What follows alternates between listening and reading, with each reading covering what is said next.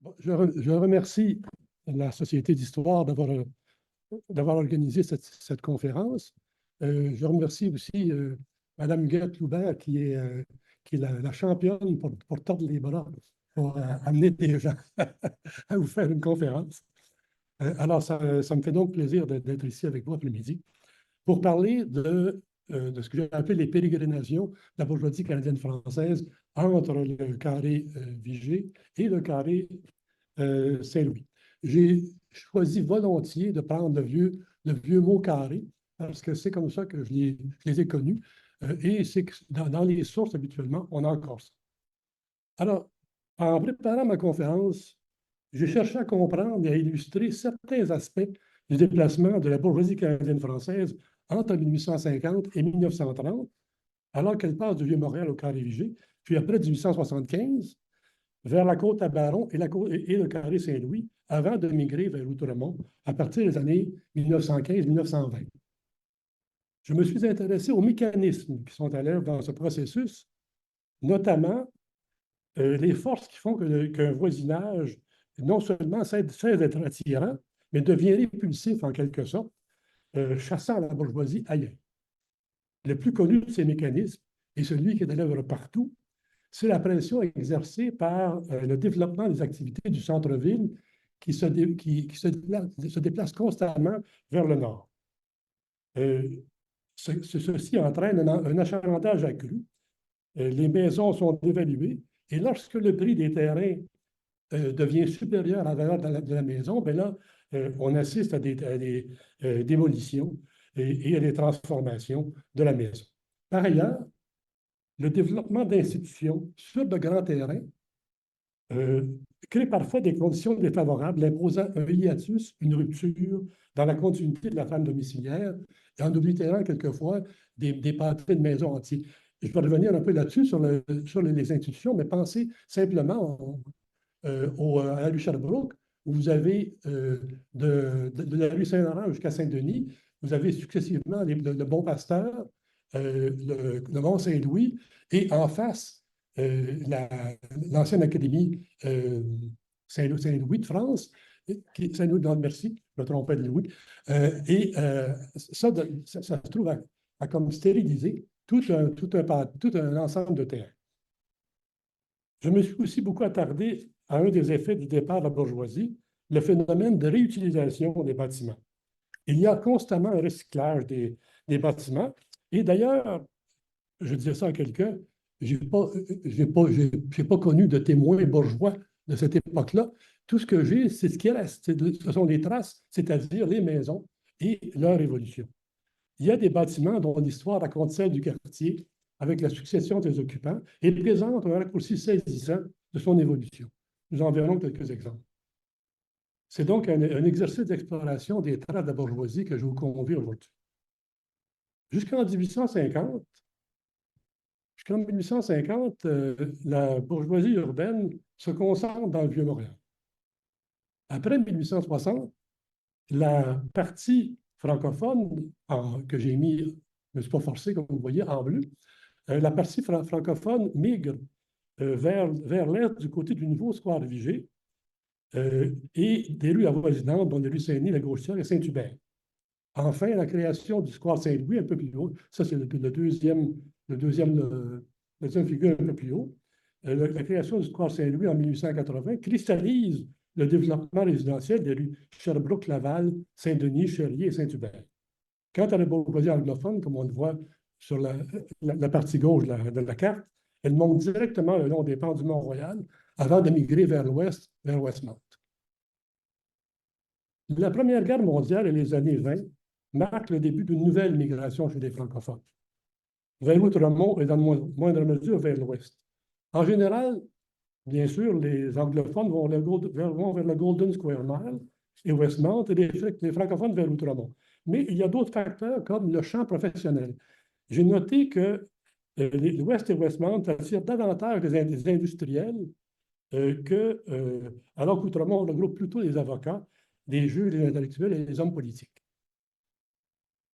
Mon point de départ a été le plateau, avec une vieille histoire, le lotissement de la ferme Comte, dans le village de Jean-Baptiste entre 1872 et 1876.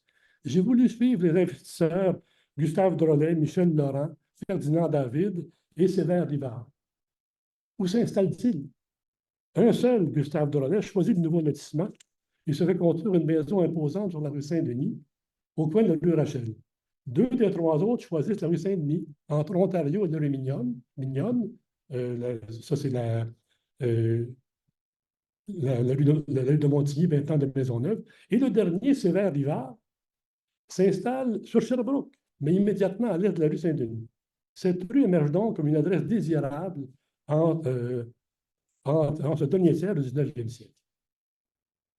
Autre élément important, la croissance de la population montréalaise. Je ne voudrais pas vous ennuyer trop longtemps avec ça, mais les années 1880-1910 sont marquées par une explosion de croissance sans précédent. En effet, entre 1881 et 1911, la population de Montréal triple, passant de 170 000 habitants à 465 000 habitants en 30 ans, ce qui est énorme. Et cette croissance touche tout autant les classes bourgeoises que les autres. Mais il n'y a plus. Non seulement il n'y a plus d'individus, mais il y a aussi une diversification de la composition professionnelle. On assiste à l'émergence des hommes d'affaires canadiens-français et des nouveaux professionnels, les experts, les comptables, qui s'ajoutent à la bourgeoisie traditionnelle, formée surtout d'avocats, de médecins et d'hommes politiques. Sur ce dernier plan, comme l'a noté l'historien Paul-André Linteau, entre 1981 et 1912, presque tous les élus francophones se retrouvent dans le secteur bourgeois canadien-français autour de la rue Saint-Denis. On aurait pu sans doute tenir presque un conseil des ministres au coin de Saint-Denis et Sainte-Catherine. Il est possible de prendre une vue d'ensemble du territoire grâce à la vers 1901, grâce à la fiscalité municipale, en particulier au rôle des valeurs locatives. Je m'excuse, la carte n'est pas très claire, mais c'était la meilleure copie que j'ai pu avoir pour le moment. Grâce à la fiscalité municipale, on peut tracer un portrait socio-économique des rues d'un quartier. À chaque année, la municipalité procédait à une évaluation de la valeur de tous les immeubles pour fin de taxation. Et deux géographes, mes collègues David Hanna et Sherry Olson, ont calculé les valeurs locatives à partir d'un échantillon de professions associées à la bourgeoisie et identifié les types de résidences qu'on y trouve. Leur travail est donc basé sur le rôle des valeurs locatives. Et comme ce sont des évaluations qui sont basées sur des critères identiques, la comparaison est possible entre les maisons. Alors, ça donne deux résultats. Le premier, vous l'avez sous les yeux, c'est une carte des rues bourgeoises en 1901. Et plus tard, on verra une typologie des maisons qui correspondent à ces valeurs. Les auteurs ont utilisé 9 catégories de loyers, passant de la grande maison, on pourrait dire un hôtel particulier, à la catégorie 9, jusqu'à la petite maison ouvrière. Les rues bourgeoises qui émergent sont, d'abord et avant tout, en haut de l'échelle des valeurs, vous avez Sherbrooke, entre Saint-Laurent et Saint-André. Si vous voyez le trait sur Sherbrooke, le trait est plein jusqu'à Saint-Denis, puis ensuite, il est en pointillé, ce qui indique une valeur supérieure. En deuxième lieu viennent les rues d'Orchester, Saint-Denis, Bailly, Saint-Hubert, Chérier-Laval, Carré-Saint-Louis, avec une valeur cotée 6. Enfin, en troisième position, on trouve le Carré-Vigée dans la catégorie 5, indice d'un certain déclassement en 1901. Et ça, j'y reviendrai. Ceci illustre la différence de niveau de richesse. À remarquer aussi, et ça c'est important, à remarquer le peu de profondeur de l'implantation bourgeoise. On n'a pas affaire à un quartier bourgeois, on a affaire à un assemblage de rues bourgeoises. Si vous remarquez, les rues de l'intérieur ont tout de suite des valeurs inférieures, et de beaucoup. Donc, le contraste est grand. Ce qui fait d'ailleurs que quand on se promène, même actuellement, et qu'on regarde la qualité du bâti immobilier, par exemple, si vous marchez de la rue Ontario, de Saint-Denis jusqu'à Papineau, vous allez voir sur les rues secondaires, la qualité des bâtiments est beaucoup moindre que sur les rues comme Saint-Denis et Saint-Hubert.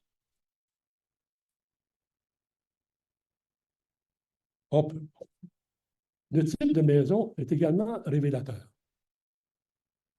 Nos géographes ont tenté une reconstitution des types de maisons neuves. On parle de l'hôtel particulier, à gauche, à la maison, au petit duplex ouvrier ou la vieille maison de Faubourg. Ce qui est important de remarquer, j'attire votre attention, le diagramme du bas, ce sont les volumes habitables. On voit bien sûr que plus vous montez vers le haut, plus vous avez d'espace pour habiter. Et évidemment, en sens inverse, les duplex ouvriers se contentent de peu d'espace. On a calculé qu'un avocat ou un marchand dispose d'à peu près 3 à 10 fois plus d'espace habitable qu'un ouvrier. Alors, ça dit tout. Et ça va faire plaisir à mon collègue Guy Lapierre, grâce au congrès eucharistique de 1910, nous disposons d'une autre mesure de notabilité. Entre le 6 et le 11 septembre de cette année-là, Montréal est l'hôte du 21e congrès eucharistique mondial. C'est la première fois en Amérique. Le Vatican poursuit 2 objectifs. Affirmer son importance et sa respectabilité face au monde protestant et célébrer publiquement la dévotion au Saint-Sacrement. Cette manifestation attire 1,5 million de participants de partout, dont 3 cardinaux, 125 évêques, 10 000 religieux, etc. Donc, si ça attire 1,5 million d'habitants, c'est presque l'équivalent de la population de la ville. Je ne sais pas si on se rend compte de ce que ça signifie. Soulignons qu'à l'époque, le pape ne se déplace jamais, bien entendu, et se fait remplacer par un cardinal, le légat pontifical. Après la cérémonie de clôture à l'église Notre-Dame, le Saint-Sacrement est porté en très grande pompe jusqu'à un reposoir qui est situé sur les flancs du Mont-Royal, dans le parc d'Advance. Et le parcours de la grande procession est très révélateur de distinction sociale. Comme par hasard, le cortège emprunte des rues choisies avec soin, dont bien sûr des rues bourgeoises, en grande majorité. La procession part de l'église Notre-Dame, suit la rue Notre-Dame jusqu'à l'hôtel de ville, tourne sur la rue Gosford vers le sud jusqu'à la rue du Champ-de-Mars, prend la rue du Champ-de-Mars jusqu'à Bon-Secours, descend Bon-Secours jusqu'à Craig, Saint-Antoine maintenant, et s'en va jusqu'à la rue Saint-Hubert, où la procession oblique vers la gauche et remonte la rue Saint-Hubert jusqu'à la rue Cherrier. Prend vers l'ouest, traverse le carré Saint-Louis, remonte l'avenue Laval, tourne sur Rachel pour atteindre finalement le parc John-Mance et le gigantesque reposoir construit sur place. On voit le reposoir d'ailleurs dans la première image en haut à droite. Des arcs de triomphe sont érigés au carrefour important et la procession part vers midi et le Saint-Sacrement arrive au reposoir vers 17 heures. Elle dure 7 heures et implique des milliers de participants. Alors, on voit bien que cette procession-là suit le parcours de notre bourgeoisie depuis le Vieux-Montréal jusqu'au Mont-Royal. Pour analyser le mouvement de la bourgeoisie canadienne, voyons donc 5 lieux qui me semblent significatifs. Le carré Vigée, la rue Saint-Hubert, la rue de la Gauchetière, la rue Saint-Denis et finalement le haut de la côte à Baron, c'est-à-dire Sherbrooke-Cherrier et carré Saint-Loup. Nous allons examiner rapidement la configuration des rues et voir d'un peu plus près quelques maisons pour tenter de comprendre l'évolution. Premier arrêt, le carré Vigée. Le carré Vigée, tout comme le carré Saint-Louis, atteint une dimension mythique dans l'imaginaire montréalais. Il est le symbole par excellence d'un environnement bourgeois qui se développe durant la deuxième moitié du 19e siècle. Pourtant, le terrain ne semble guère promoteur. À l'origine, et c'est la carte de gauche de 1815, il y a là des vergers, mais le bas du terrain n'est pas très intéressant. Pour beaucoup de contemporains, c'est une grenouillère. Et avant sa canalisation dans les années 1830, la petite rivière Saint-Martin s'épanche dans les basses terres, et on voit très bien sur la carte de Bouchette, la tache qu'il y a ici au centre. C'était un marécage. En 1818, à l'ouverture de la rue Saint-Denis, les familles Papineau et Vigée, propriétaires, font don d'un terrain pour s'installer un marché à condition que la ville construise un pont pour traverser la petite rivière. Finalement, en 1844, la municipalité devient propriétaire du reste des terrains à condition de déplacer le marché. La ville fait des plantations de gazon, installe des arbres et une fontaine. En 1863, elle construit une grande serre pour son approvisionnement en plantes et en fleurs, et le carré devient un parc assez couru. Entre-temps, ne l'oublions pas, l'incendie de 1852 avait détruit tous les bâtiments le long de la rue Saint-Denis. Ces développements attirent de nouveaux résidents. Des maisons bourgeoises se construisent sur le pourtour du carré, principalement sur la rue du Bord, l'avenue Vigée. Notez la présence de maisons bourgeoises davantage à l'ouest de Saint-Hubert. En effet, le marché aux bestiaux, qui est de l'autre côté, on le voit sur la carte sur la droite, sur le marché aux bestiaux, attire plutôt les artisans et boutiquiers que la bourgeoisie. Néanmoins, quelques familles bourgeoises s'installent, dont les Roland, fabricants de papier, les Catelli, pâtes et épiceries. Et la résidence la plus connue est la maison Saint-Saëns, que l'on voit à droite sur l'image, et son évolution est exemplaire de celle du voisinage.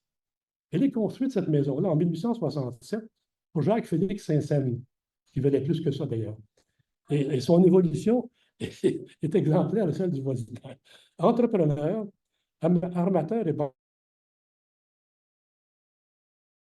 de la Canada Steamship Lines. Par la suite, la maison a servi aussi à Louis Adélard Sénécal, armateur et promoteur de chemin de fer et politicien, et j'ajoute magouilleur de la pire espèce. Ensuite, la maison va appartenir à Alphonse Desjardins, pas le fondateur des Quais Desjardins, mais l'autre Alphonse Desjardins, qui était journaliste banquier et qui sera maire de Montréal. Toutefois, l'usage grand bourgeois de la maison cesse à la fin du 19e siècle. De 1897, à l'époque où Desjardins la quitte, à 1908, la maison est occupée par une pension de famille réputée, la pension Laberge, célèbre à Montréal pour sa qualité et qui héberge de nombreux hommes d'affaires et politiciens. Je reviendrai un peu plus loin sur les maisons, sur les pensions de famille. Notons que cet usage de transformation en maison en pension de famille ne demande pas beaucoup de réaménagement des lieux. Puis, en 1908, l'Union nationale française acquiert la résidence et la transforme pour son usage. Ainsi, en 40 ans, on passe d'une utilisation unifamiliale à une utilisation collective. Et ça, c'est un phénomène qu'on va retrouver partout. On passe vraiment du résidentiel familial, une seule famille, à plusieurs ou collectifs. Le côté sud donne sur le carré Vigée, sur l'hôtel Vigée. Mais ce dernier est un ajout tardif. Ouvert en 1898 dans un style partition les grands châteaux de la Loire, il marque le carré par sa monumentalité. Ce grand hôtel devient vite un pôle de vie sociale, mais il semble bien que ce soit de très courte durée. C'est qu'une réalité économique intraitable oppose les intérêts divergents du chemin de fer et ceux de la municipalité. La Ville de Montréal, pour faire une histoire courte, est inquiète du déplacement du trafic passager vers la gare Windsor qui a été construite en 1889 et exige du Canadien Pacifique qu'il recentre sa gare sur la gare hôtel, sur la gare d'Aldouzy, qui était sur le carré Vigée. Mais il va y avoir un bras de fer. Ce qui explique la chose, c'est que le développement du Canadien Pacifique se fait vers l'ouest du Canada. Et la toute première ligne du Canadien Pacifique, celle qui a été empruntée par le premier train transcontinental qui part de la gare d'Aldouzy, va monter le long du Mile le long du Mile justement, passer par le pont de Bordeaux et ensuite aller gagner l'ouest par la rive nord. Mais le Canadien Pacifique va acheter d'autres lignes et va développer plutôt un accès direct vers le sud et vers l'ouest, ce qui fait qu'il n'y a plus besoin de gare dans l'est. Le compromis, c'est que le CP va échanger une gare contre des terrains. Une gare contre des terrains en bordure du fleuve. C'est que les terrains s'avèrent très importants pour le CP car ces voies vont dans le port de Montréal, qui est alors en pleine expansion. La compagnie construit ses tout premiers élévateurs à grains qu'on voit, je vois une photo en bas, 1884-1985. Ça, c'est avant les élévateurs à grains en béton, dont certains existent encore. La ville cède donc au CP les anciens terrains des casernes au sud de la rue Notre-Dame, à l'est de la rue Berry, et elle facilite le remballement des terrains dans le voisinage. Ainsi, après 1890 et surtout 1911, date d'un agrandissement des installations du CP, les habitants du square Vigée se trouvent voisins d'une véritable gare à triage. Si vous regardez la photo de droite qui est de 1921, la gare est vraiment isolée et vous avez une série de voies ferrées qui sont évidemment utilisées pour le transport des marchandises. Ainsi, la gare Hôtel Vigée joue un rôle limité. L'hôtel ne fait pas ses frais longtemps.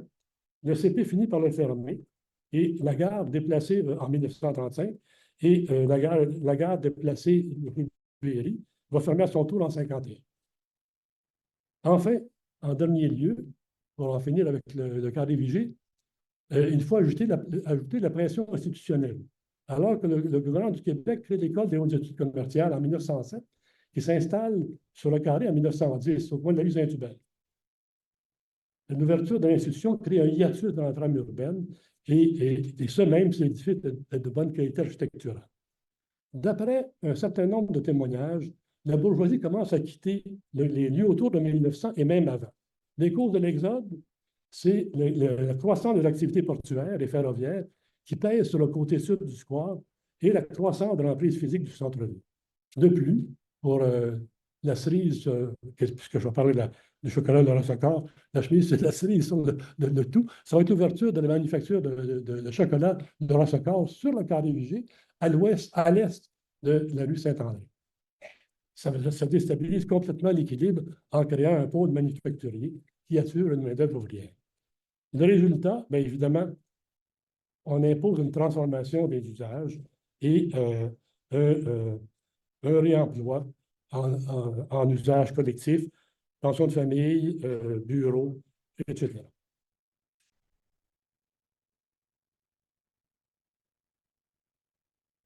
La question des pensions de famille est importante parce que c'était dans l'air du temps.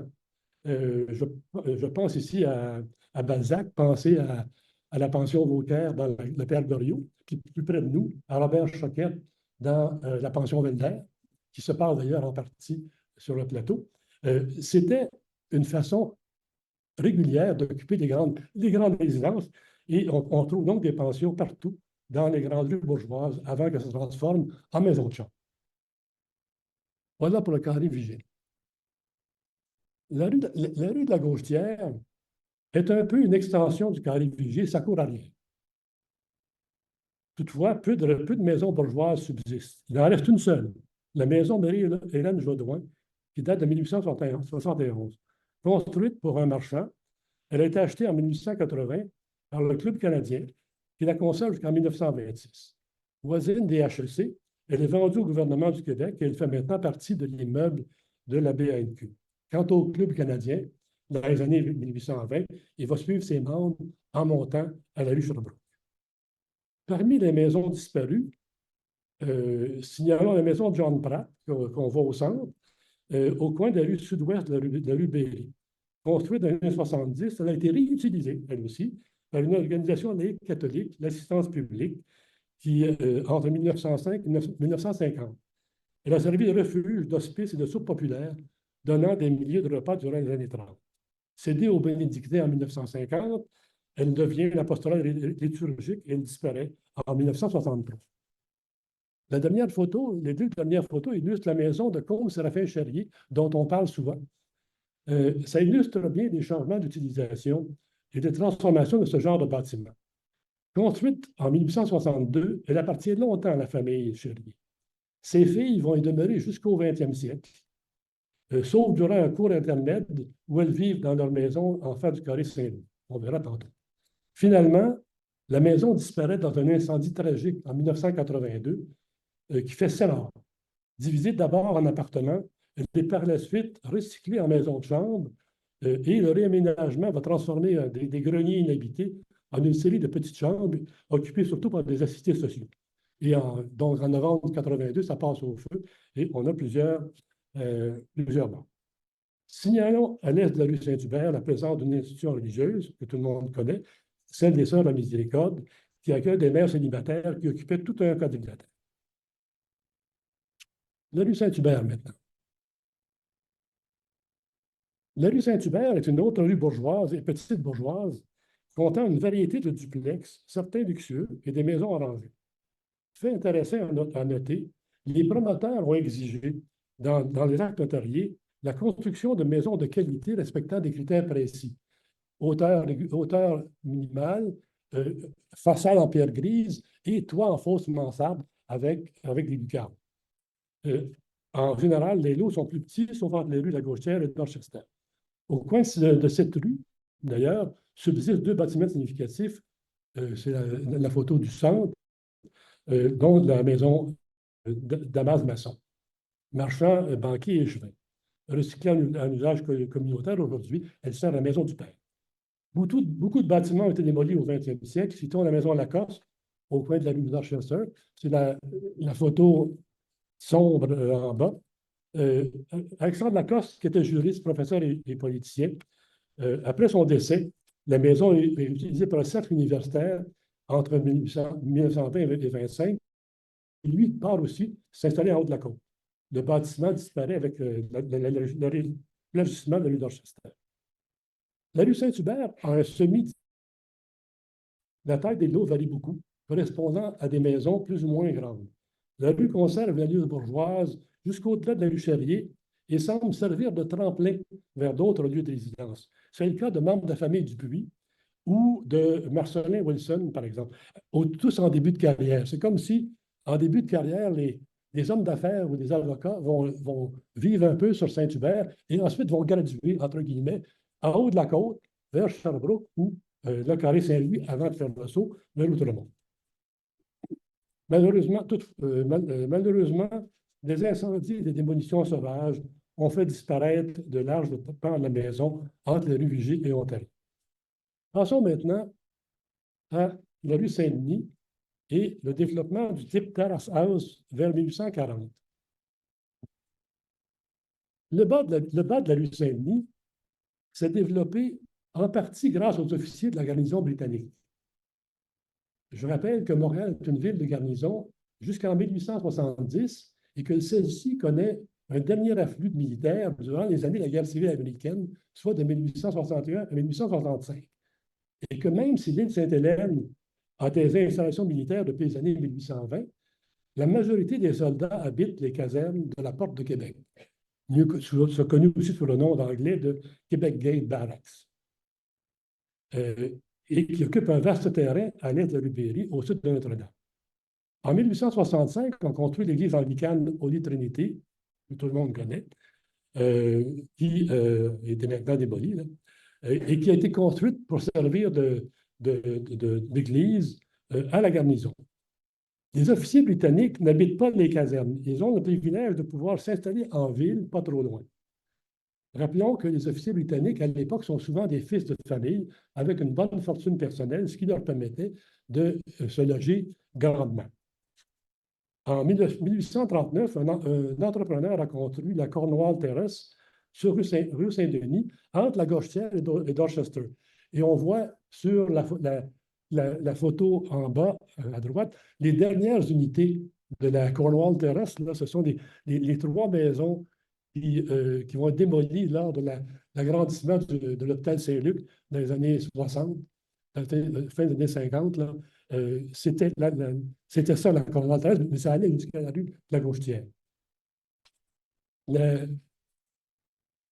Bien sûr, les maisons en terrasse étaient très populaires dans les années 1830-60. Par contre, comme je disais, l'incendie de 1852 a fait maisonnette. Vous voyez l'aquarelle d'en haut montre ce qui restait de la Cornwall Terrace en 1952. Mais signe, indice de son importance économique, la Cornwall Terrace va être reconstruite immédiatement après l'incendie, et ça va être loué, et ça va servir d'habitat bourgeois pendant quelques années. Puisqu'on parle de rue Saint-Denis, signalons aussi la création du Club Saint-Denis, d'abord sous le nom du Cercle de l'Union en 1874, un peu au coin de la rue Lagaussière. Près de l'église de la garnison, on trouve la maison Garth, construite en 1871 par un gros entrepreneur de plomberie et recyclée vers la fin de sa vie en restaurant, puis en bureau et démolie en 2010. Sa façade est remontée tristement dans un corridor du niveau chute.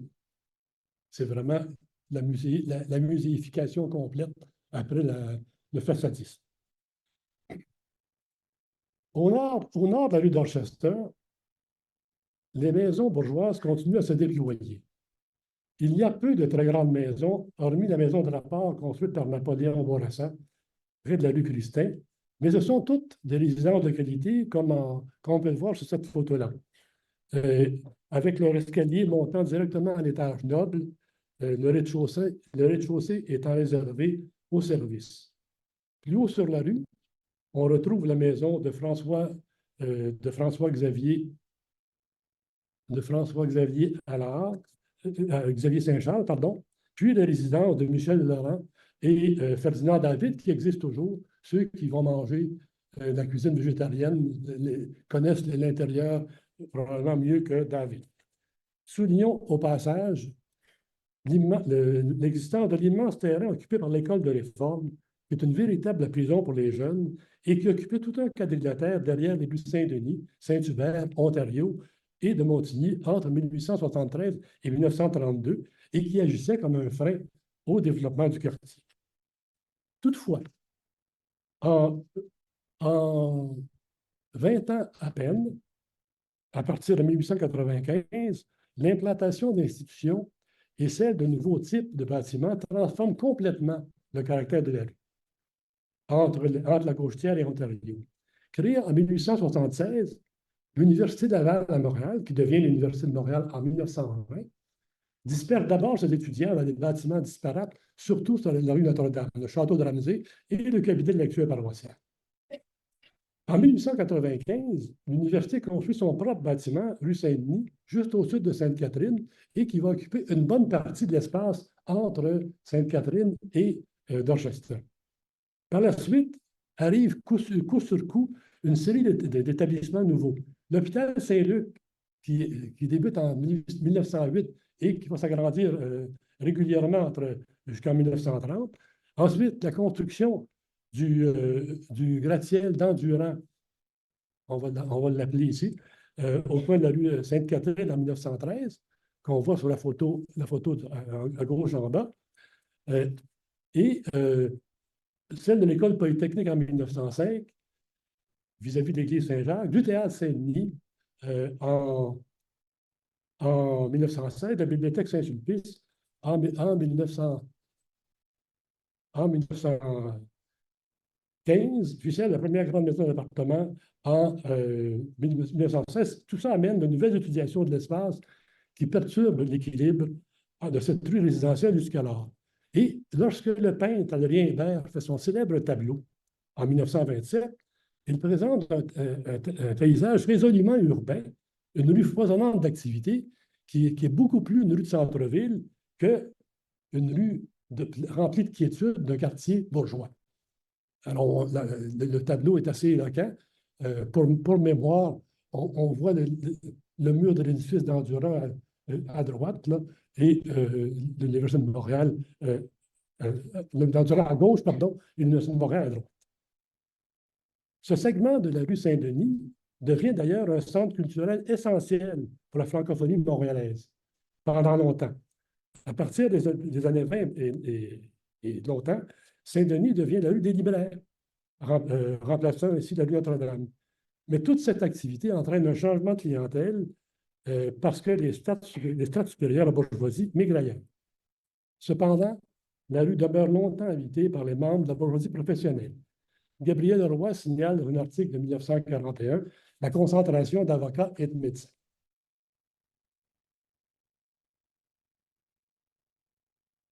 Cinquième lieu à l'assaut de la Côte-à-Marne. L'arrivée du tramway hippomobile sur la rue Saint-Denis en 1874 permet de franchir l'obstacle de la côte de la rue Sherbrooke. Mais le développement du secteur est balisé, je devrais dire limité, par un glacis de grande propriété institutionnelle, comme je le disais tantôt, du monastère du Bon-Pasteur jusqu'à Saint-Louis-de-Gonzague. Pareillement, un peu plus au nord, on a l'institution des Sourds-Muettes qui occupe un espace important. En septembre 1948, la ville de servir la ligne. Rendu désuet, la municipalité décide d'aménager un parc doté d'un bassin d'ornementation et c'est chose faite en 1880. Rapidement, les terrains trouvent preneur et la bourgeoisie professionnelle s'installe dans les maisons rangées qui se font faire de chaque côté du carré. Les frères Emmanuel et Jean-Baptiste Saint-Louis en construisent plus d'une douzaine sur le côté nord du carré. Par leur style et leur gabarit, ils visent une clientèle de la bourgeoisie professionnelle attirant médecins, avocats, entrepreneurs et hommes politiques. À l'extrémité ouest, l'avenue de Laval attire quelques grandes résidences, dont la maison Marance de Rosé, qui est sur la gauche. Elle est l'épouse notaire d'un notaire. Par la suite, le bâtiment servira au Scout et Guide de Montréal. Signalons aussi la maison Pierre Desforges, important entrepreneur en plomberie, propriétaire d'une briqueterie. Et c'est aussi sur cette avenue, un peu plus au nord, au coin de Leroy, que l'on construit l'église paroissiale de Saint-Louis-de-France dans les années 1890. Mais l'avenue Laval change vite de visage, comme l'a écrit Jacques Hébert, qui a grandi dans les années 1930.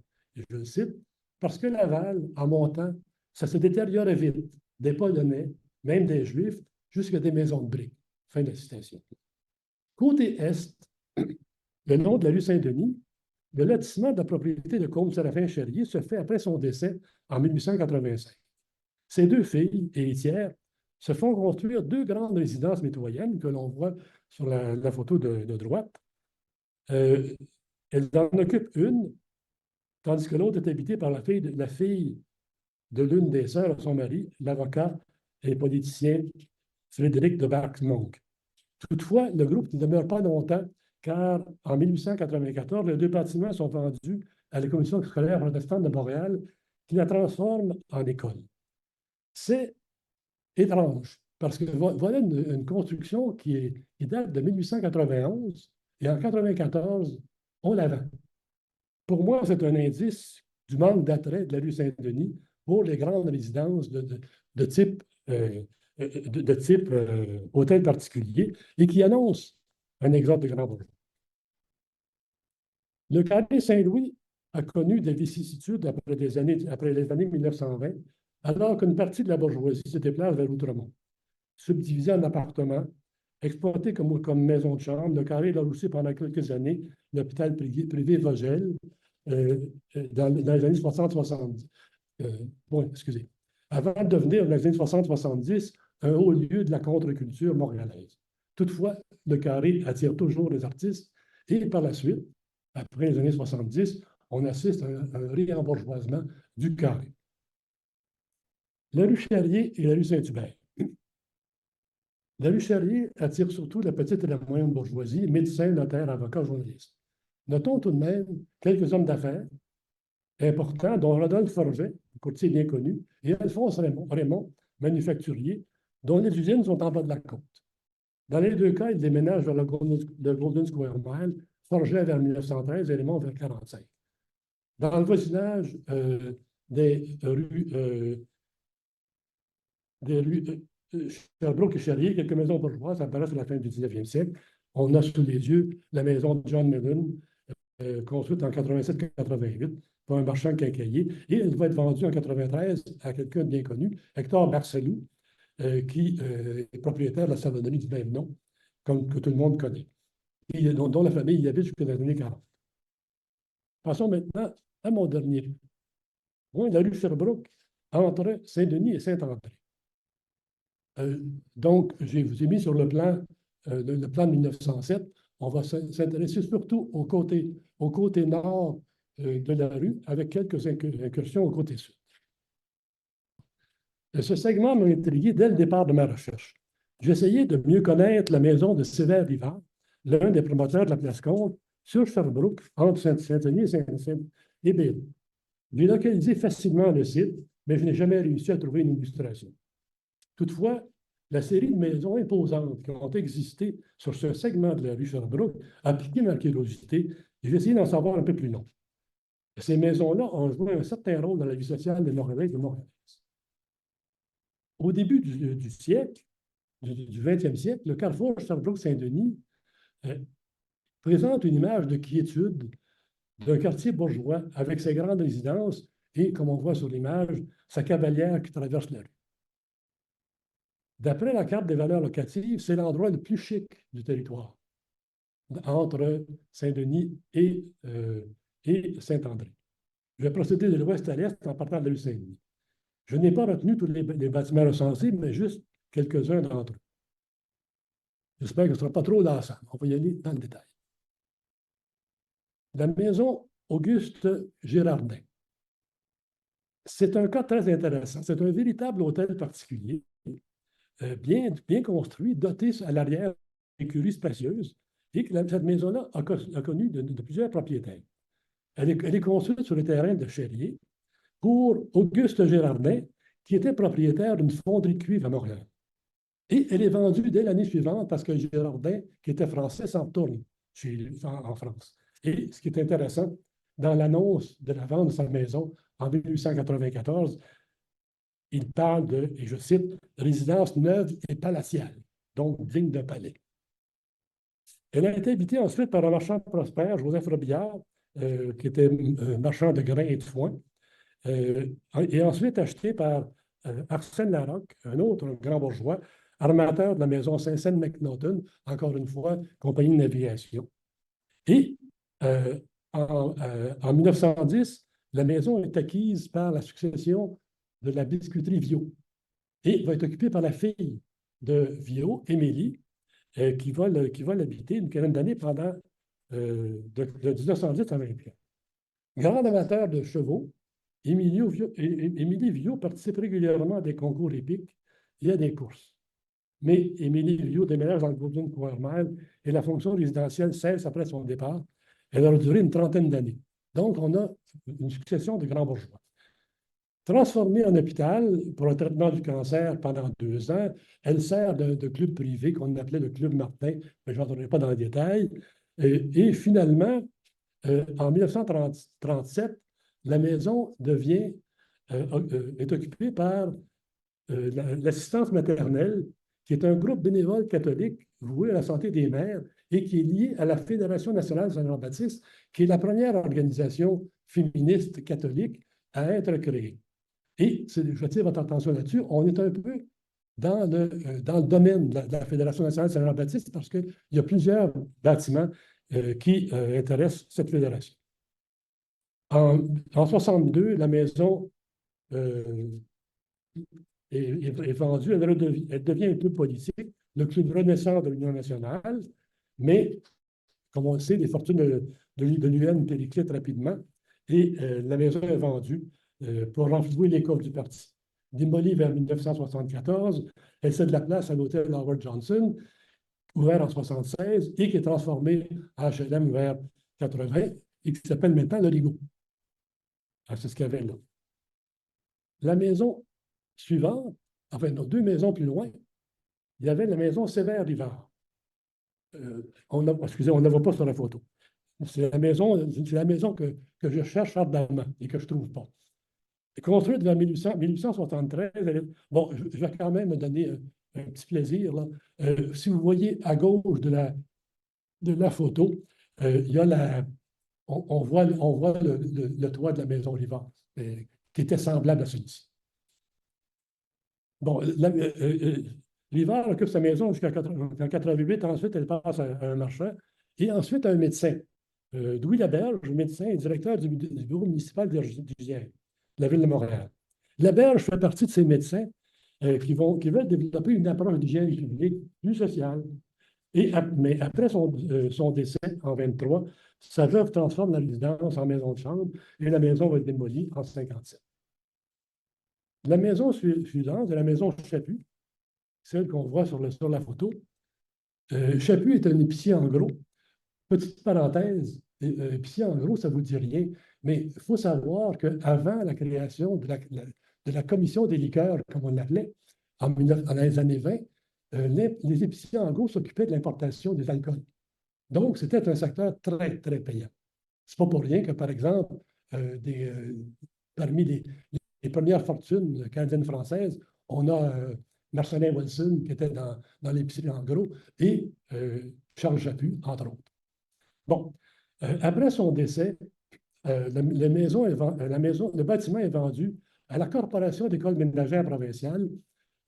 Donc, on est en 1927. L'école ménagère provinciale, c'est intéressant parce que c'est formé de bénévoles qui cherchent à instaurer un plus grand professionnalisme dans la formation des professeurs d'art ménager. Et l'association derrière laquelle on retrouve toujours la Fédération nationale Saint-Jean-Baptiste, a fort à faire parce que, alors qu'en 1937, l'enseignement ménager devient obligatoire dans les écoles de filles, les membres du clergé cherchent à contrôler la formation. La Fédération va donc se battre là-dessus et l'édifice va être démoli en 1957. L'école ménagère provinciale va être absorbée par l'Université de Montréal en 1957. Je n'ai pas pu résister de mettre la dernière photo. C'est quelqu'un que certains qui sont de mon âge connaissent bien. C'est Germaine Gloutenay, qui est une des premières, je dirais, publicistes de la cuisine raisonnée, qui va avoir des émissions de télévision et de radio dans les années 50 et 60, qui était directrice de l'école. Ensuite, la maison, on traverse la rue. De l'autre côté de la rue Sherbrooke, qui est la maison François de Martigny. De Martigny est un chirurgien qui fait la guerre de 14 et occupe une position particulière dans le milieu médical montréalais. Réformiste, il fait partie de ceux qui cherchent à améliorer la formation des médecins. Il est associé par ailleurs à la franc-maçonnerie, ce qui le fait moins bien voir de certains autres milieux.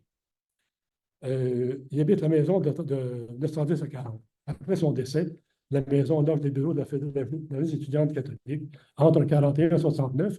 Elle a été transformée, je dirais, elle a été façadisée pour l'hôtel Saint-Thomas au début des années 2020. Tout le monde connaît, la maison Arthur Dubuc, construite en 1894. Achetée en 1912 par Hucal-Henri d'Endurant, qui est un grand promoteur foncier. Il va l'habiter dans les années 1910-1920. La maison est achetée par le Club canadien dans les années 20, qui l'occupe jusqu'en 1879, date de la fermeture du club. Retraversons le côté nord de la rue.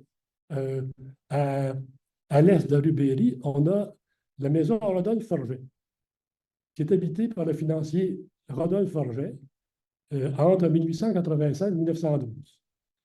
Forget déménage vers 1913 dans un hôtel particulier opulent sur l'avenue du Musée. C'est actuellement le consulat général de Russie, un peu plus haut dans le bout du Musée des Beaux-Arts. La maison Forget est achetée par un médecin, puis le cercle universitaire, formé de professeurs de l'Université de Montréal, achète le bâtiment et le transforme en centre social bien coté avec cuisine et salon. Le cercle s'en va à la Cité du Rave et disparaît. En 1975, on va construire l'auberge de Richelieu, devenue Hollyday Inn, puis depuis Résidence Soleil. La maison Isaïe Préfontaine, ce sont les deux photos suivantes.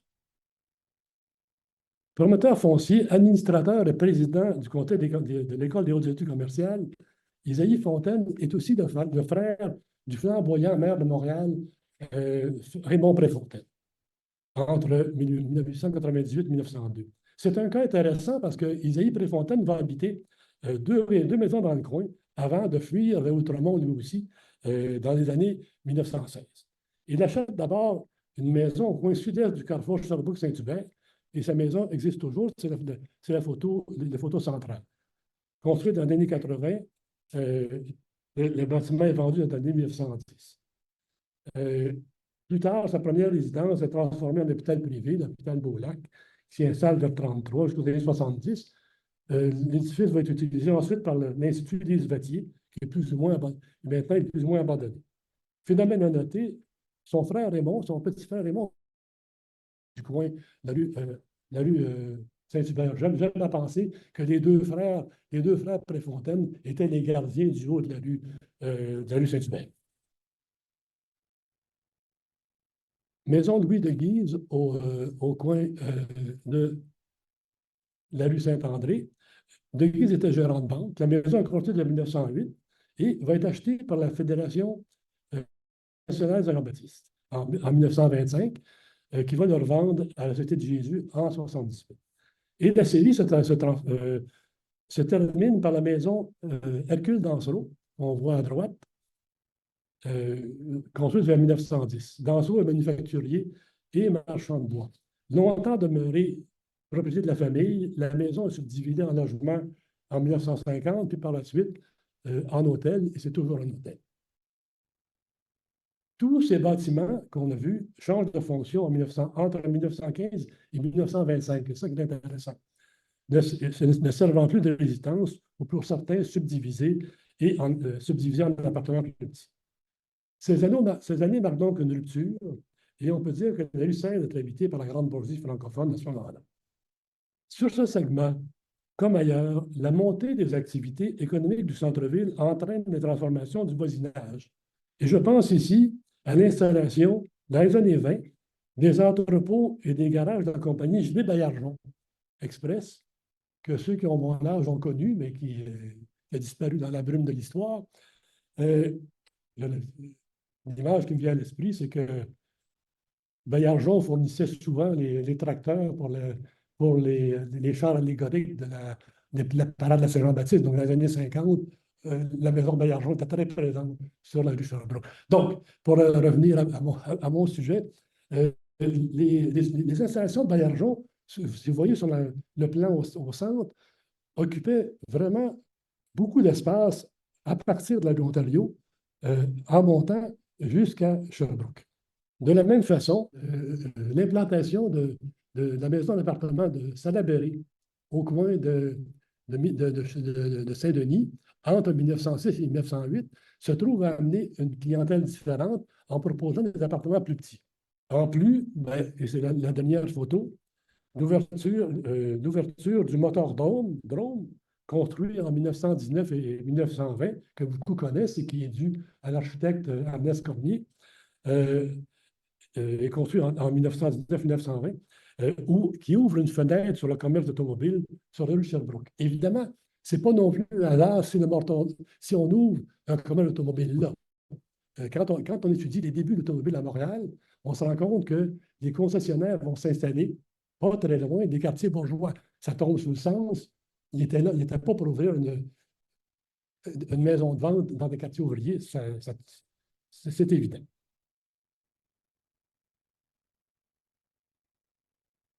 En 1959, l'ouverture de la rue Berry, depuis l'aéro-Ontario, avec son tunnel sous la rue Sherbrooke, marque la disparition d'un segment important du paysage urbain bourgeois, et je dirais aussi va désarticuler tout le paysage urbain de la rue Sherbrooke à ce moment-là. On ne reconnaît plus rien. Je pense que la photo est évidente, est éloquente. D'ailleurs, petite parenthèse, si on revient, on peut très bien voir aussi en regardant à gauche de la photo l'importance de l'implantation Baillargeon, dont les bâtiments vont presque jusqu'à la rue Sherbrooke. Il ne subsiste que peu de grandes résidences sur ce tronçon. Je n'ai pas résisté à l'idée de mettre cette photo qui me semble belle et qui est bien réussie, qui donne un petit pan de la rue Sherbrooke bourgeoise. C'est à peu près, bon, on voit à droite, c'est la rue Saint-André avec la maison d'Anseau, et on n'est pas loin de la rue Saint-Hubert. Et ceci m'amène à ma conclusion. Nous avons suivi le déplacement en saute-puce de la bourgeoisie canadienne-française depuis le Vieux-Montréal jusqu'à la terrasse de rue Sherbrooke. Ils ont laissé en héritage une trace faite de résidences qui témoigne de leur implantation momentanée dans un secteur de la ville.